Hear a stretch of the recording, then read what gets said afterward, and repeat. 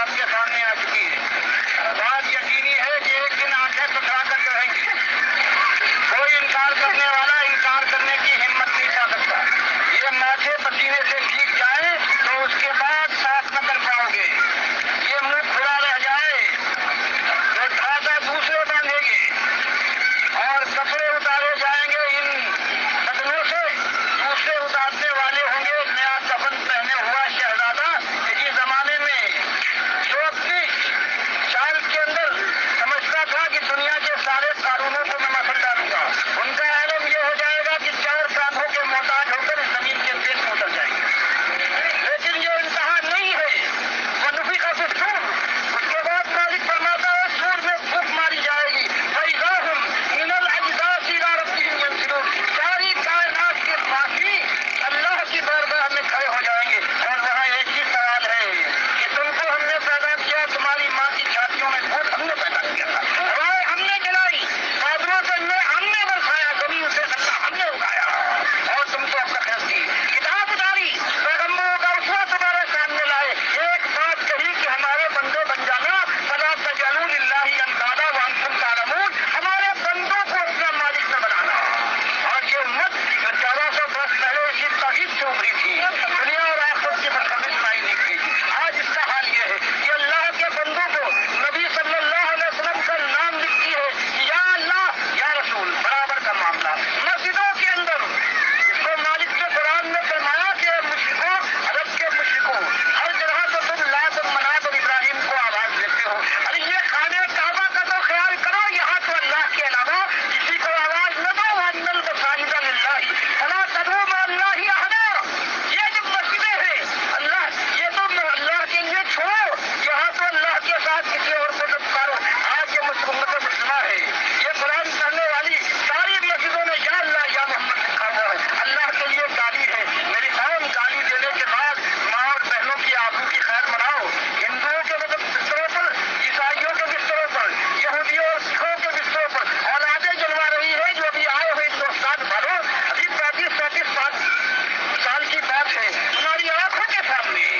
کتنے لاشی ہیں، توتے ہیں، کتنا خون ہے جو زمین میں چوسنے کے بعد گلزن بھی نہیں بنی ہے، اور اس کے بعد یہ بے شرم امت ہو جاتی ہے مشرک کہ یہ جشن مناتی ہے کہ یہ 14 اگست کو ہماری ماں اور بہنوں کی آبرو برباد کی گئی تھی، آج یہ بے غیرتی ہو گئی ہے۔ ہر چیز ہوتی ہے لیکن ایمان کی بات نہیں اٹھے گی، وہی بات اس لیے آؤ کہ توبہ کریں، قبل اس کے ہاتھ کھلک جائیں، آنکھیں پکڑا کر جو ہے، اور پیر پھر یہ باز نہ اٹھا پائے،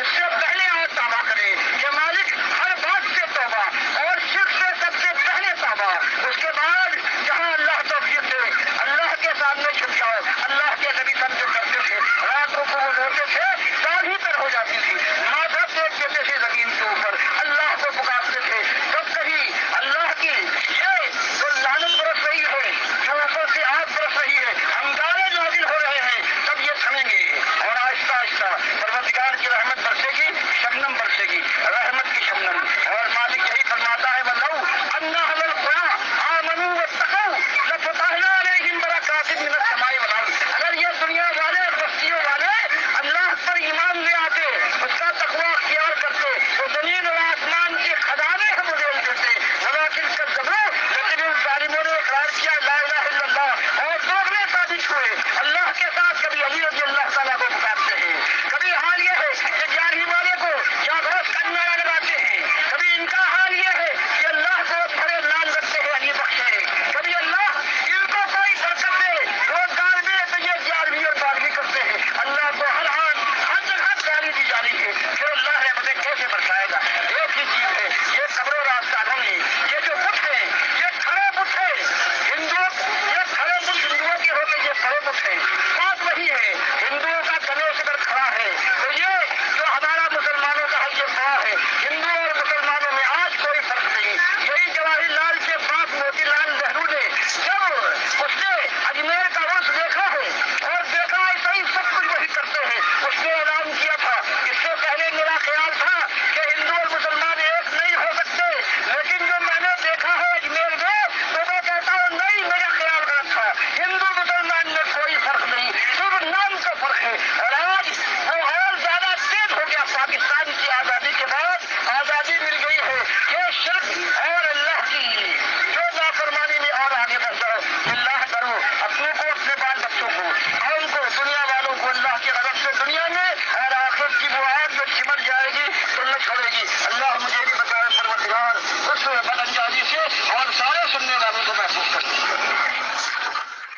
آمین یا رب العالمین۔ یہ مخلص آواز ہے ڈاکٹر مسعود الدین عثمانی رحمۃ اللہ علیہ کی، اور یہ عالم دین، مجاہد عالم دین، یہ بازار میں تقریر کر رہے ہیں۔ یہ کسی ڈرائنگ روم میں یا کسی سٹیج کے اوپر سے نہیں یا ممبر میں نہیں، بلکہ بازار میں آ گئے ہیں۔ تو اللہ کے بندو، یہ دعوت اللہ ہے، اللہ کی طرف بلانا پہلے ایمان ہے، توحید کی بات ہے۔ اور ڈاکٹر صاحب کہہ رہے ہیں کہ بات سب کے سامنے اب کھل کے آ گئی ہے کہ ایمان اصل چیز ہے۔ انبیاء نے توحید کو پھیلایا، پہلے ایمان تو خالص کرو،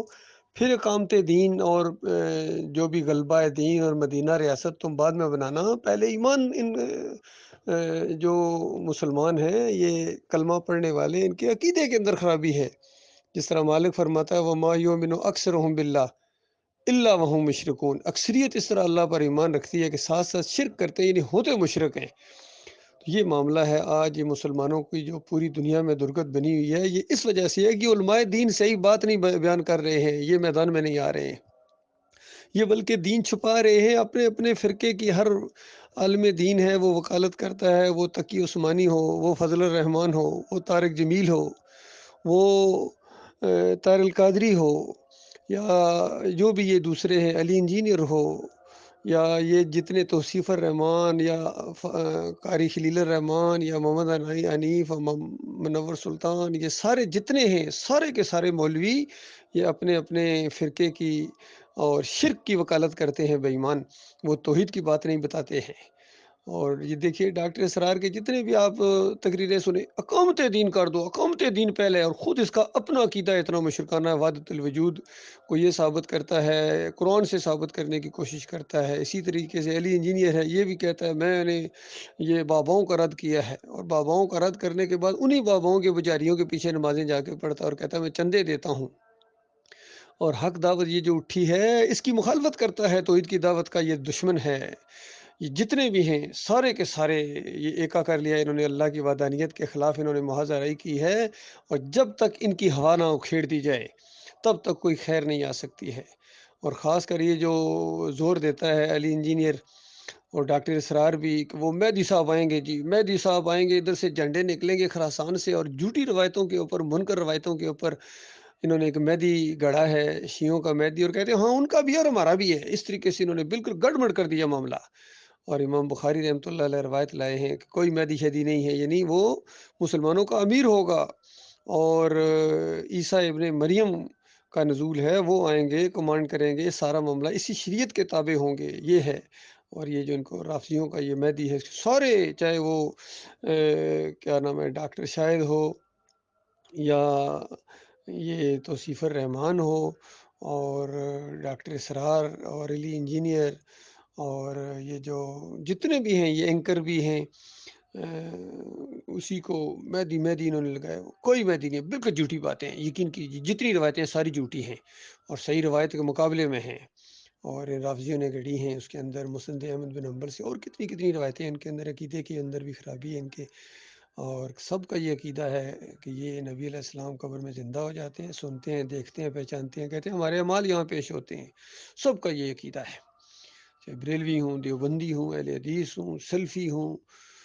حنبلی ہوں، یہاں کے جتنے بھی ہیں، صوفیوں کا خیر کہنا ہے کہ انہوں نے وہ ادم مچایا ہے اس بر صغیر کے اندر، خاص کر آ کے عبد القادر جیلانی، محی الدین چشتی، علی اجویری، مجدد الفسانی، شاہ ولی اللہ کا پورا خاندان، ان سب نے دور ستم ڈھائے ہیں، کبھی انہوں نے بندگی کی اور کبھی انہوں نے خدائی کے گدی پر جا کر بیٹھے ہیں، اور سب انہوں نے جو بھی شرک پھیلایا سب کا رد کیا ہے ڈاکٹر عثمانی رحمۃ اللہ علیہ نے، ایمان خالص کس طول اور کس دوم کے اندر، اور پھر بازار میں نکل کر آئے ہیں اور ان سب کی ہوا اکھیڑ دی ہے، ان کی بنیادوں کو اکھیڑ دیا ہے، اسماء موتا کے عقیدے کو شرک کی جڑ قرار دیا، اور حیات النبی فی القبر کا عقیدہ یہ شرک کی جڑ ہے، اور یہ شرک کے تین ستون، وحدت الوجود، وحدت الشہود اور حلول کے عقیدے، ان سب کی اس کی جو سر کچل دیا اس اللہ کے بندے نے۔ اللہ تعالیٰ اس دعوت کو جاری رکھنے کی توفیق عطا فرمائے، مالک اس کو آگے ہم بڑھا رہے ہیں، باقی کتنے ساتھ ملے بھی تھے، اور انہوں نے چند دن آگے چل کے جب ان کے اوپر تھوڑی سی پریشانیاں آئیں، تھوڑی سی ملکی پریشر پڑا، تو ان کی ہوا نکل گئی، چاہیے محمد حنیف اور یہ سارے جتنے ان کے عقیدے کے اندر اب خرابی آ گئی، 2017 کے اندر آ کے انہوں نے سجدہ تعظیمی کا شرک گھڑا ہے، اور اسی کے اوپر ڈٹ گئے، اور توحید کی وہ بات ان کے پیچھے چلی گئی، اب ان سب نے ایکا کر لیا ہے اس دعوت کے مقابلے میں. بہرحال ہم پیچھے ہٹنے والے نہیں ہیں. اس دعوت کو انشاءاللہ ہم پھیلائیں گے، اسی کے لیے جئیں گے، اسی کے لیے مریں گے انشاءاللہ.